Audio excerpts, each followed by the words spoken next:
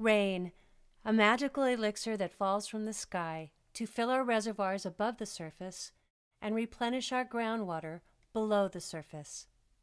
In California, we celebrate rain. Light rain on a natural environment such as your garden seeps into the ground, but heavy rainfall leads to stormwater runoff. Runoff is compounded by hardscapes such as roofs, walkways, driveways, streets, and parking lots. For years, traditional stormwater management has been to channel runoff through the infrastructure of curbs and gutters that flow to storm drains.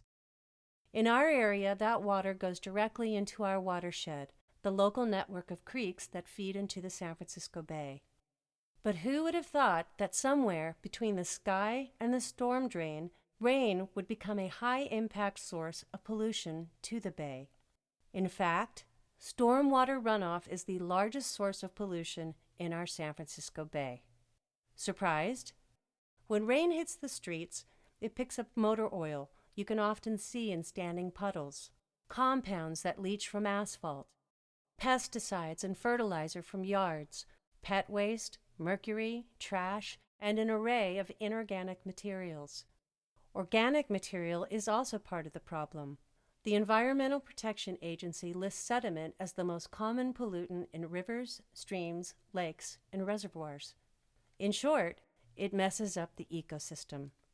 Bad for fish, bad for animals, and it can make swimmers sick. Stormwater is the reason surfers think twice about going in the ocean until at least 3 days after it rains. A radical change in thinking is underway, from British Columbia to Milwaukee to the Chesapeake Bay to our Bay Area. A complete paradigm shift, a conversion from gray streets to green streets, away from the concept of curbs and gutters that allow pollution and toxins to be washed into our waterways, and changing to green streets that capture water in close proximity to where it falls, allowing it to sink into the ground. In addition to preventing runoff, the concept of green streets and capturing rain where it falls does one more critical thing. When stormwater is kept out of the drains and allowed to filter through the dirt, the toxins are captured and decompose. Clean water recharges our aquifers. This bears repeating. Dirt decomposes toxins, and clean water recharges our aquifers. How important is this? Starting in 1987, the Federal Clean Water Act was amended to address stormwater runoff. In fall 2015, the San Francisco Bay Regional Water Control Board established more stringent requirements for cities to evaluate and plan green infrastructure to reduce stormwater to the maximum extent possible. The goal? Stop stormwater from even entering the drains.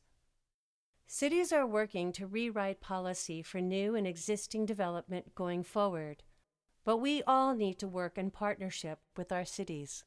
You too can be part of the solution to stormwater pollution. Coming soon, cheap and easy ways to make a difference. Rain gardens, bioswales, curb cuts, dry creeks, catch basins. But for now, start thinking, minimize hardscape, maximize drainage. Keep our storm drains clear of debris and clean.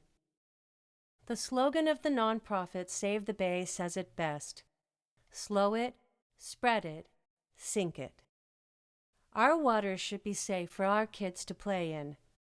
Capture rain where it falls.